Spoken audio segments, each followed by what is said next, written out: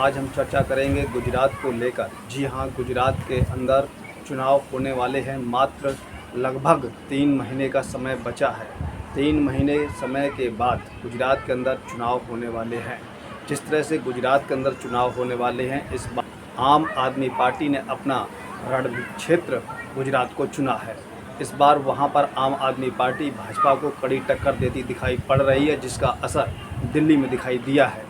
जी हाँ, दिल्ली में जिस तरह से मनीष सिसोदिया जो आम आदमी पार्टी के शिक्षा मंत्री हैं, साथ में डिप्टी सीएम हैं दिल्ली के, उन पर जिस तरह से केस दर्ज हुए हैं, उनकी हकीकत दिल्ली के लोग और देश के लोग जान गए हैं। नमस्कार, मैं हूं मुकेश कोरी और आप देख रहे हैं कोली न्यूज। भाजपा की यहां पर हकीकत खुल गई है और गुजरात के चुनावों को लेकर भाजपा बहुत ही चिंतित है। जिस तरह से वहां पर लगभग 27 सालों से भाजपा का कब्जा है और भाजपा का एक छत्र कब्जा होने से गुजरात के अंदर कई तरह की समस्याएं उत्पन्न हो चुकी हैं, जिस पर भाजपा की सरकार को दिखाई नहीं पड़ता है।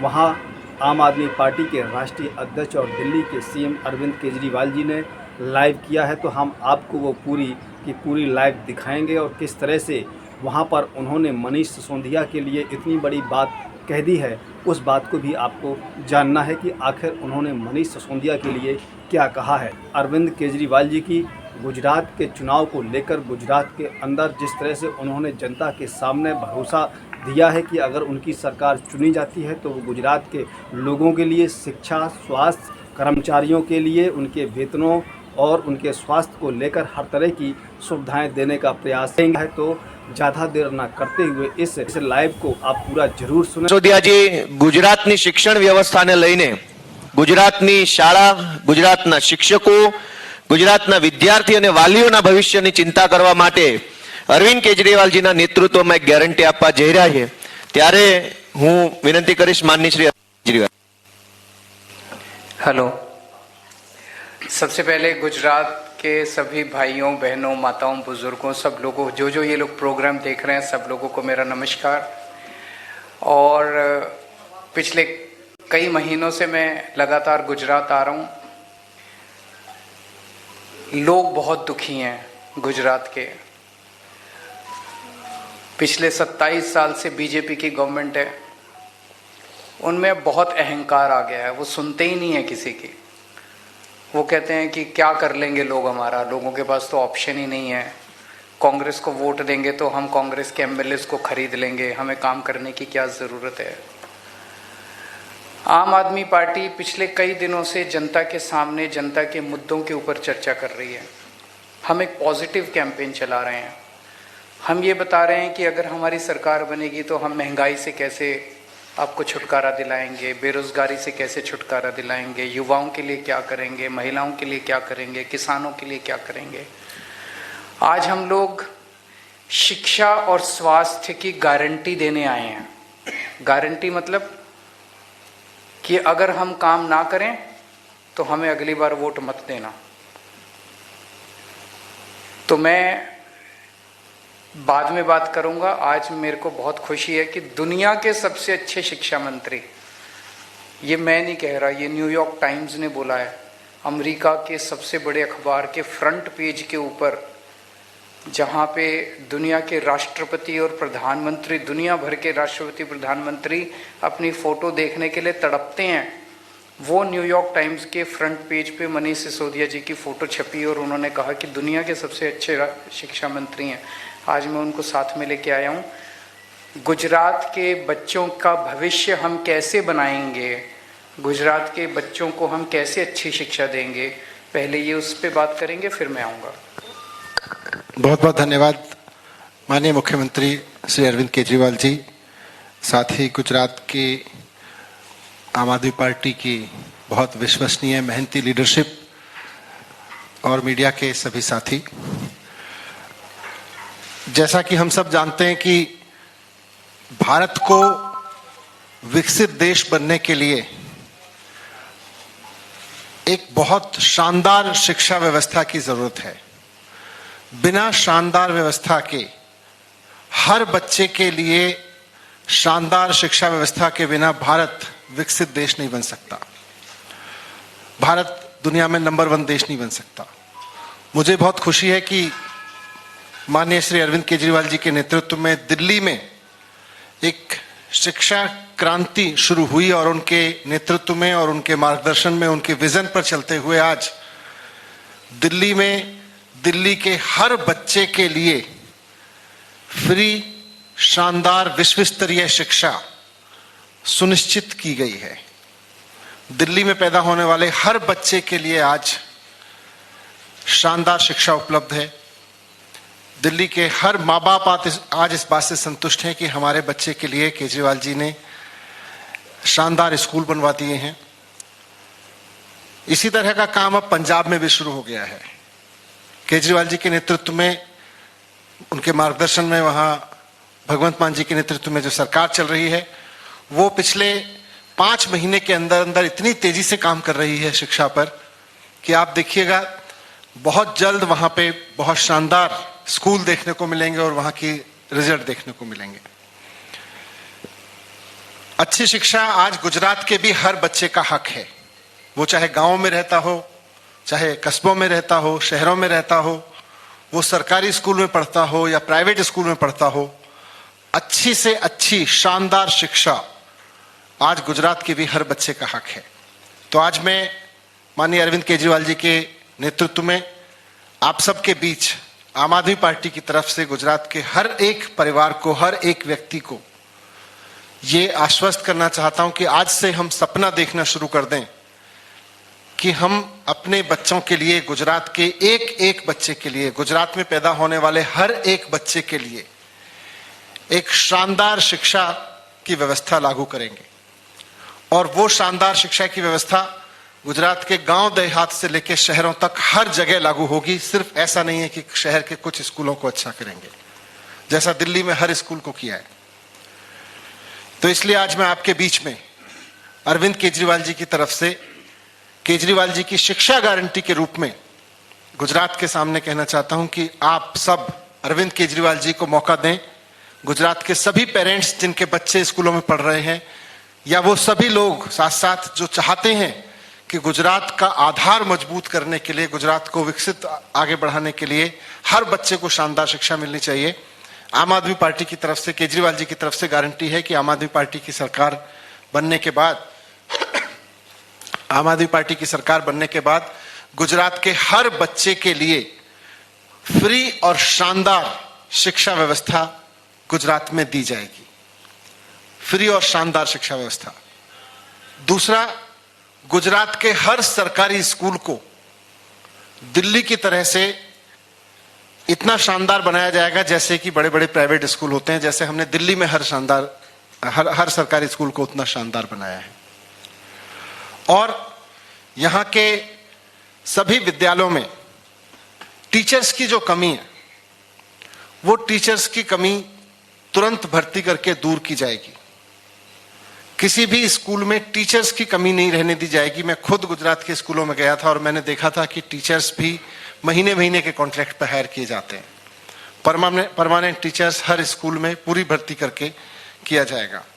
और सबसे इंपॉर्टेंट बात, प्राइवेट स्कूल में जिनके बच्चे पढ़ते हैं, प्राइवेट स्कूलों की दिल्ली में भी केजरीवाल जी की सरकार से पहले ये समस्या थी कि वहाँ फीस बहुत मनमाने तरीके से बढ़ाते हैं और पेरेंट्स एक बार अपने बच्चों को दाखिला तो करा लेते हैं लेकिन उसके बाद उनके हाथों लुटने पे मजबूर होते हैं। हमने दिल्ली में करके दिखाया है और गुजरात में भी करके दिखाएंगे केजरीवाल जी के नेतृत्व में कि प्राइवेट स्कूल में पढ़ने वाले बच्चों की फीस किसी भी प्राइवेट स्कूल को नाजायज रूप से नहीं बढ़ाने दी जाएगी। तो इससे गुजरात के एक एक बच्चे को अच्छी शानदार फ्री शिक्षा की गारंटी मिलेगी। आज केजरीवाल जी की तरफ से मैं आपके समक्ष ये गारंटी रख रहा हूं और मुझे पूरी उम्मीद है कि गुजरात के लोग अपने बच्चों की शिक्षा के लिए, आने वाली पीढ़ियों की शिक्षा के लिए केजरीवाल जी की इस गारंटी के आधार पर केजरीवाल जी को एक मौका जरूर देंगे। धन्यवाद। अब गुजरात में लगभग 1 करोड़ बच्चे स्कूल जाते हैं, उसमें 53-54 लाख बच्चे सरकारी स्कूलों में जाते हैं और 44 लाख के करीब बच्चे प्राइवेट स्कूलों में जाते हैं। दोनों के साथ धोखा होता है। जो प्राइवेट स्कूलों में जाते हैं उनकी फीस मनमानी बढ़ा देते हैं, उनको ज़बरदस्ती करते हैं उनके साथ। और जो सरकारी स्कूलों में जाते हैं, सरकारी स्कूलों की हालत बहुत ख़राब है। तो अभी जो मनीष जी ने अभी आपके सामने पूरा खाका रखा, उससे गुजरात के इन 1 करोड़ बच्चों का भविष्य सुधरेगा। ये बहुत बड़ी बात है। तभी गुजरात की तरक्की होगी और तभी देश की तरक्की होगी। और ये जो आज स्कूलों की और शिक्षा व्यवस्था की बहुत बुरी हालत है, ये भारतीय जनता पार्टी के 27 साल के कुशासन का नतीजा है। इनको अगर एक मौका और दे दिया तो 5 साल और खराब करेंगे ये लोग। अब मैं आपको स्वास्थ्य की गारंटी के ऊपर आता हूँ। गुजरात के सरकारी अस्पतालों का, सरकारी डिस्पेंसरी का बहुत ज़्यादा बुरा हाल है। धीरे धीरे इस पूरे सिस्टम को ख़त्म किया जा रहा है, जानबूझ के ख़त्म किया जा रहा है। और इसलिए ख़त्म किया जा रहा है ताकि आदमी मजबूरी में प्राइवेट स्कूल अस्पतालों में प्राइवेट डॉक्टरों के पास जाने के लिए मजबूर हो। और प्राइवेट अस्पताल इतने महंगे हो गए कि अगर एक कोई बड़ी बीमारी किसी के हो जाए तो पूरी ज़मीन जेवर सब बिक जाते हैं, आदमी कर्जे में आ जाता है। और कई किसान इस वजह से अब सुइसाइड कर लेते हैं क्योंकि उनके पास बीमारी का इलाज करने के लिए पैसे नहीं होते। दिल्ली में हमने ये व्यवस्था की कि दिल्ली में सरकारी अस्पतालों को पहले हमने शानदार बनाया, मोहल्ला क्लिनिक को शानदार बनाया। और फिर हमने कहा कि दिल्ली के 2 करोड़ लोग, चाहे कोई अमीर हो चाहे गरीब हो, चाहे इस जात का हो चाहे उस जात का हो, चाहे आदमी हो औरत हो, इस धर्म का हो उस धर्म का, 2 करोड़ लोगों को सबको पूरा इलाज मुफ्त होगा। सारी दवाइयाँ, सारे टेस्ट, सारे ऑपरेशन, सब कुछ मुफ्त कर दिया हमने दिल्ली की जनता के लिए। सो पहली गारंटी स्वास्थ्य में मेरी ये है, गुजरात के हर व्यक्ति, गुजरात में रहने वाले हर व्यक्ति का पूरा इलाज मुफ्त होगा और अच्छा होगा। मुफ्त का मतलब ये नहीं कि सरकारी अस्पताल इतने खराब होंगे कि आप जाना ना चाहें, तो मुफ्त होगा और अच्छा होगा। दूसरी गारंटी, सारी दवाइयाँ, सारे टेस्ट, सारा इलाज, सारा ऑपरेशन, अमीरों का भी गरीबों का भी सबका मुफ्त होगा। अमीर प्राइवेट में जाना चाहें उनकी मर्जी है, लेकिन किसी से ये नहीं पूछा जाएगा बीपीएल कार्ड दिखाओ। जो सरकारी अस्पताल में जाएगा उसका इलाज मुफ्त होगा।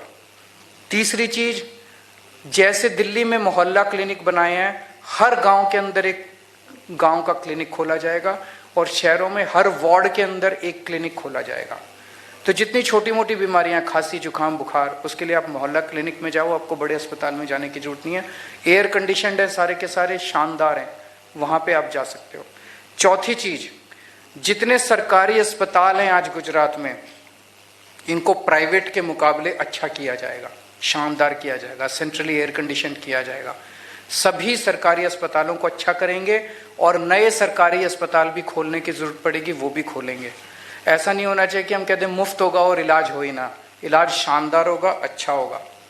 और आखिरी चीज, दिल्ली में हमने एक स्कीम बनाई है, अगर किसी का भी एक्सीडेंट होता है उसका पूरा इलाज हम मुफ्त कराते हैं, चाहे उसका प्राइवेट में कराना पड़े। अगर सीरियस एक्सीडेंट हो जाए और सरकारी अस्पताल में नहीं हो सकता तो बेस्ट से बेस्ट प्राइवेट अस्पताल में उसका इलाज कराते हैं, सारा खर्चा दिल्ली सरकार देती है।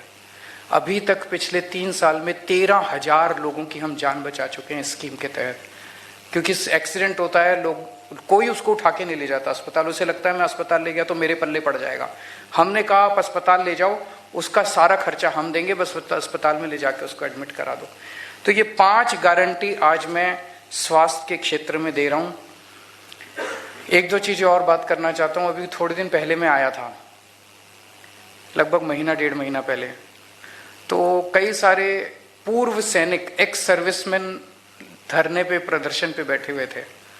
तो उनकी एक डिमांड ये थी कि जो गुजरात का रहने वाला व्यक्ति सेना में शहीद हो जाता है बॉर्डर पे, तो उसको उचित मुआवजा नहीं मिलता। दिल्ली में हम लोग, दिल्ली का रहने वाला अगर कोई भी व्यक्ति फौज में है और काम कर रहा है और बॉर्डर पे शहीद हो जाता है, हम उसको 1 करोड़ रुपए देते हैं। तो उस टाइम मैंने उनके बिहाफ पे मैंने ऐलान किया था कि हमारी सरकार बनेगी तो हम उनको 1 करोड़ रुपए देंगे। मुझे बेहद खुशी है कि कल गुजरात सरकार ने ऐलान किया है कि वो भी अपने पूर्व सैनिक, कोई भी शहीद होगा तो उसको 1 करोड़ रुपए की राशि देगी। मैं इसके लिए गुजरात सरकार का आभार व्यक्त करता हूँ, लेकिन एक डिमांड और है मेरी। हमारी दिल्ली में जो स्कीम है उसमें सैनिक भी शामिल हैं और पुलिस वाले भी शामिल हैं, क्योंकि पुलिस भी अपनी जान जोखिम में डाल के उनको बचाती है। तो अगर कोई पुलिस वाला भी किसी ऑपरेशन में शहीद हो जाता है, उसके परिवार को भी मैं खुद उनके घर जाके 1 करोड़ का चेक दे के आता हूँ। तो गुजरात पुलिस के भी कर्मचारियों को इसमें शामिल किया जाए 1 करोड़ रुपए वाली स्कीम के अंदर, कि अगर गुजरात पुलिस का भी कोई व्यक्ति शहीद होता है तो उसको भी 1 करोड़ मिलेगा। दूसरी चीज, ये मैं नहीं कह रहा, ये जनता कह रही है कि ये जो 1 करोड़ इन्होंने ऐलान किया है, इन लोगों की मंशा नहीं है करने की। 3 महीने बाद चुनाव है इसलिए कर रहे हैं, क्योंकि बाकी किसी भी राज्य में नहीं किया इन्होंने, बीजेपी वालों ने मध्य प्रदेश में भी नहीं किया, हिमाचल में भी नहीं किया, यूपी में नहीं, गुजरात में किया क्योंकि 3 महीने बाद चुनाव है। तो जनता ऐसा कह रही है कि इनकी मंशा नहीं है करने की। पहले 1 लाख रुपए देते थे, अभी तक वो भी देते नहीं थे, कागजों में थे, लोगों को धक्के खाने पड़ते थे 1 लाख रुपए लेने के लिए भी। मेरा ये निवेदन है गुजरात सरकार से, अगले 10 दिन के अंदर पिछले 5 साल में जितने भी शहीद हुए हैं लोग, उनको सबको 1-1 करोड़ रुपए की राशि दी जाए, ताकि जनता को भरोसा होगी कि आप देंगे, आप झूठा ऐलान नहीं कर रहे। और अगर गुजरात सरकार नहीं देती तो हमारी सरकार बनने के बाद 10 दिन के अंदर, सरकार बनने के 10 दिन के अंदर 5 साल में जितने गुजरात के रहने वाले शहीद हुए, उन सबके परिवारों को हम 1-1 करोड़ रुपए की राशि देंगे। एक बात की, स्टेट ट्रांसपोर्ट के जो एम्प्लॉयज हैं, स्टेट ट्रांसपोर्ट में जो काम करने वाले हैं, उनकी तनख्वाह बहुत कम है। जो कच्चे कर्मचारी हैं उनकी तनख्वाह बहुत कम है। वो प्रोटेस्ट कर रहे हैं, वो बहुत ज़्यादा कंडक्टर हैं, ड्राइवर हैं, वो बहुत ज़्यादा दुखी हैं, मेरे से मिलने के लिए आए थे। मैं ऐलान करता हूं कि हमारी सरकार बनने के 1 महीने के अंदर उनकी जितनी मांगे हैं वो सारी मांगे पूरी की जाएंगी। सभी गुजरात सरकार के स्टेट ट्रांसपोर्ट डिपार्टमेंट के सभी ड्राइवर्स, कंडक्टर्स और दूसरे कर्मचारियों से उनसे निवेदन करता हूं कि जब आप बसों में चल रहे होते हैं, एक यात्री को बोलो कि अब बदलाव चाहिए गुजरात को, अब बदलना है। एक यात्री को बोलो कि इस बार झाड़ू पे वोट डालनी है। सारे ड्राइवर, सारे कंडक्टर लग जाओ, 3 महीने का टाइम है। सब लोग एक यात्री को, हर बस के अंदर एक यात्री को बोलो और खड़े होकर सामने बोलो कि इस बार झाड़ू पे वोट डालनी है। आपका काम करने की जिम्मेदारी मेरी है, आपकी तनख्वाह 1 महीने के अंदर हम बढ़ा देंगे। Thank you. कोई क्वेश्चन है तो बताइए। 1 by 1। आपको बीजेपी से कोई संदेश मिला है? आपने ऐसा जिक्र किया है कि बीजेपी ज्वाइन कर लो। हाँ, एक बार ही बता रहे हैं। मेरे लिए भी बहुत शॉकिंग था कि मेरे पास मैसेज आया कि 2 मैसेज थे, 2 पार्ट थे उस मैसेज के, कि एक तो आपके खिलाफ जितने ईडी के, सीडी के, सीबीआई के केस चल रहे हैं, इनको सबको खत्म कर दिया जाएगा। और दूसरा है कि आप बीजेपी ज्वाइन करके, पार्टी तोड़ के बीजेपी ज्वाइन कर लीजिए और हम आपको सीएम बना देंगे, क्योंकि हमारे पास में कोई सीएम कैंडिडेट नहीं है वहां पे दिल्ली में, भारतीय जनता पार्टी में। तो मैंने कहा भाई, ये सीबीआई, ईडी जितने केस चल रहे हैं, इनकी सच्चाई तो मैं जानता हूं, क्योंकि ये सारे केस फर्जी हैं। मैं एक ईमानदार आदमी हूं। इनफैक्ट मैं अरविंद केजरीवाल जी की टीम में हूं ही इसलिए कि मैं एक कट्टर ईमानदार आदमी हूं। मैंने अब तक सारा काम ईमानदारी से किया है, कट्टर ईमानदारी से किया है। तो इन फर्जी केस में कोई दम नहीं है। आप इनकी धमकियां तो नहीं दे सकते मुझको, इनसे नहीं डरा सकते। और रही सीएम कैंडिडेट बनाने की बात, सीएम बनाने की बात, तो मैंने स्पष्ट किया कि मेरा सपना सीएम बनना नहीं है। मैं यहां राजनीति में सीएम बनने के ख्वाब लेके नहीं आया। मैं जो ख्वाब लेके आया हूं वो ये है कि दिल्ली के हर बच्चे को शानदार एजुकेशन मिले। और आज मैं काम कर रहा हूं कि देश के हर बच्चे को शानदार एजुकेशन मिले, वो चाहे गरीब का बच्चा हो या अमीर का बच्चा। मेरा सपना यह है, मैं उस सपने पे काम कर रहा हूं। और मैं जानता हूं कि यह सपना अरविंद केजरीवाल जी ही पूरा कर सकते हैं। इस देश में कोई और नेता नहीं है जो देश की एजुकेशन को वहां ले जा सकता हूं जहां से हमारे देश के हर बच्चे को शानदार एजुकेशन मिले। तो मैं ये भी आप भूल जाओ कि मैं किसी सीएम कैंडिडेट बनने के और सीएम बनने के चक्कर में यहां हूं। मैं तो अरविंद जी के साथ हूं। अरविंद जी मेरे राजनीतिक गुरु हैं। उन्हीं के मार्गदर्शन में, उन्हीं के आदेशों पर, उन्हीं के डायरेक्शंस में दिल्ली में काम किया है और राजनीति में काम किया है।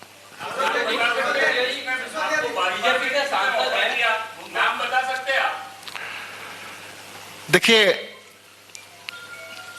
जो लोग जिन्होंने मुझे मैसेज दिया उन्होंने मुझे कहा कि वेस्ट बंगाल में शुभेंदु अधिकारी जी को हमने ही ज्वाइन कराया था, असम में हेमंत शर्मा जी को हमने ही ज्वाइन कराया था, फिर नारायण राणे जी से लेके और जो और ज्वाइनिंग उन्होंने कराई हैं, तो उन्होंने कहा कि हम पे आप भरोसा रखिए, हम लोग इसमें हैं,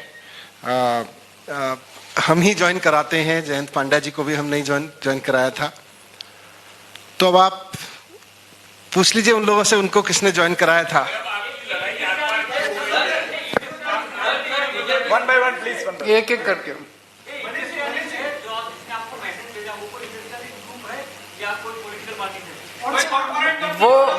वो छोड़ दीजिए, आप चिंता मत कीजिए।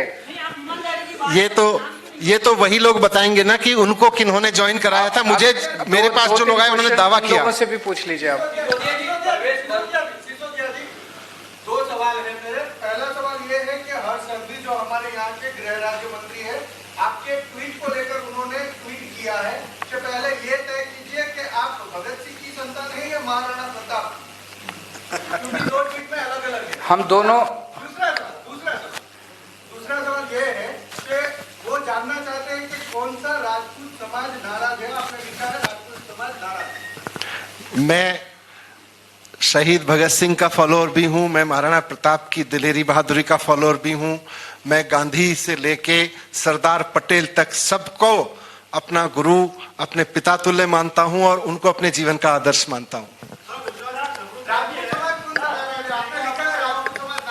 पूरे देश में लोग नाराज हैं।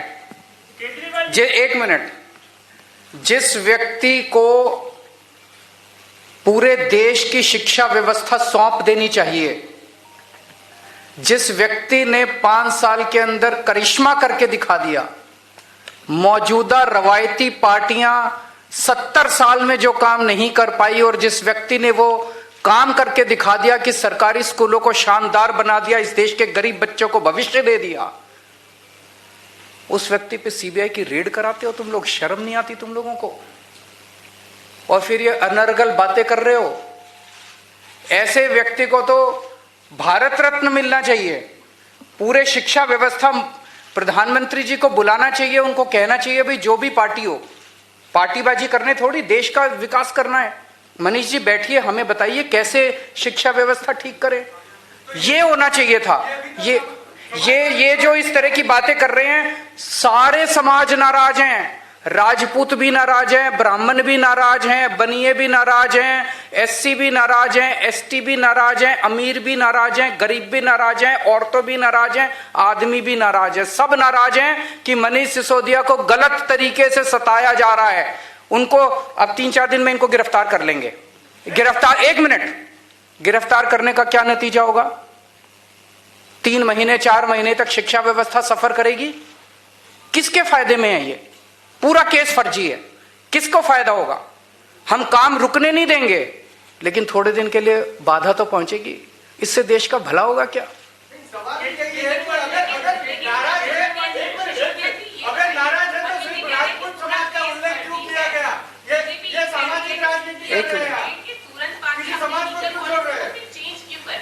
क्या चेंज कर दिया? लीगल पॉलिसी जो थी, सीबीआई की रेड होने के बाद तुरंत ही आप लोगों ने लीगल पॉलिसी को चेंज क्यों कर दिया? सीबीआई की रेड होने के बाद नहीं किया। 1 अगस्त को किया था। उसका कारण है 850 दुकानें खुलनी थी दिल्ली के अंदर। एक एक करके 350 दुकानें खुल पाई, 500 दुकानें नहीं खुल पाई। जिस तरह से केंद्र सरकार और सारी एजेंसीज दबाव डाल रही थी हमारे अफसरों के ऊपर, अफसरों ने उस पॉलिसी के तहत नई पॉलिसी, नई दुकानें का ठेका करना, नीलामी करने के लिए मना कर दिया। एलजी का दबाव था, पुलिस का दबाव था, सेंट्रल एजेंसीज का दबाव था। वो पॉलिसी बहुत अच्छी है, हम किसी के साथ भी डिबेट करने के लिए तैयार हैं। हमारे पास ऑप्शन नहीं थी, अगर हम वो नहीं करते सारी दुकानें बंद हो जाती और वहां पे नकली दारू बिकनी चालू हो जाती, जैसे आज गुजरात के अंदर है।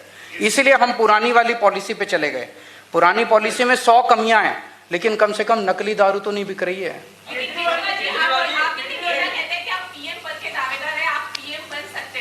हमारे को कोई लालसा नहीं है। जैसा मनीष जी ने कहा, ये सीएम बनने नहीं आए और मैं भी पीएम बनने नहीं आया। हमारा एक ही सपना है। 75 साल हो गए हमारे देश को, अभी तक हमारा देश पिछड़ा क्यों रह गया?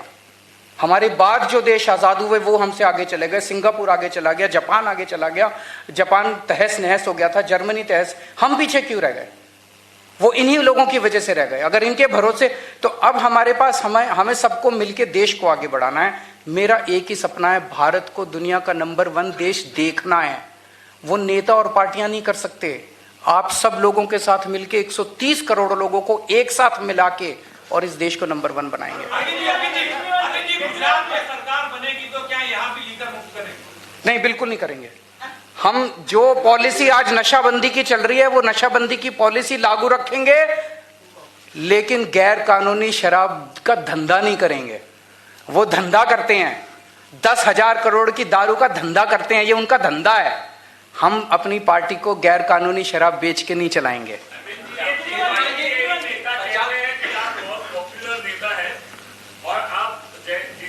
पूरा मामला हुआ रेड का, उसके दूसरे दिन आपने गुजरात आने का ऐलान कर लिया, लेकिन यहाँ की आपकी टीम कह रही है कि आपके ऊपर हमले का खतरा है।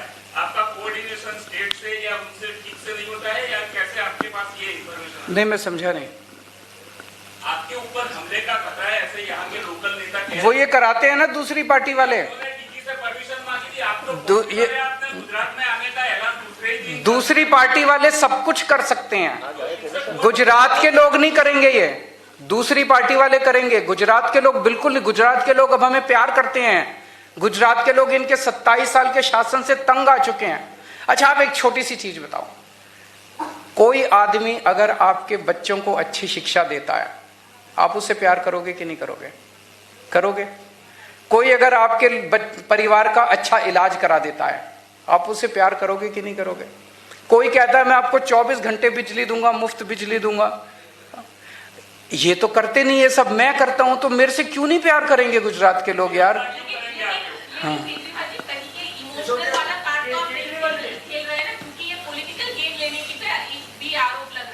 वो तो आरोप लगाते रहेंगे, उनको मत सुनिए आप, गुजरात की जनता को सुनिए। गुजरात आज ये सारा, मैं आपसे एक पूछता हूं प्रश्न, ये सारा रेड वेड अब अचानक क्यों चालू हो गई? इसको गिरफ्तार कर लिया, एक और कल केस एक और रजिस्टर कर दिया, अभी तो बहुत गिरफ्तारियां होंगी। ये सब गुजरात के चुनाव की वजह से। दिसंबर में खत्म हो जाएगा, दिसंबर तक हो रहा है बस, ये दिसंबर तक चुनाव हो जाएगा गुजरात का। गुजरात में भारतीय जनता पार्टी की जमीन खिसक रही है, इनका 27 साल का शासन खिसक रहा है। अभी मनीष भी गिरफ्तार होंगे और भी कई हो सकता है, मेरे को भी करने, क्या करेंगे क्या नहीं करेंगे, कुछ भी कर सकते हैं। लास्ट क्वेश्चन,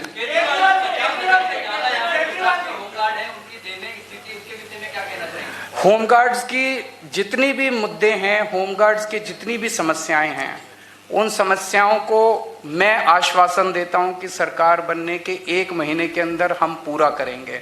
होमगार्ड से भी मेरा निवेदन है, जम के प्रचार करें, आम आदमी पार्टी की सरकार बनाएं, आपके मुद्दों का समाधान हम करेंगे। बहुत बहुत शुक्रिया, थैंक यू।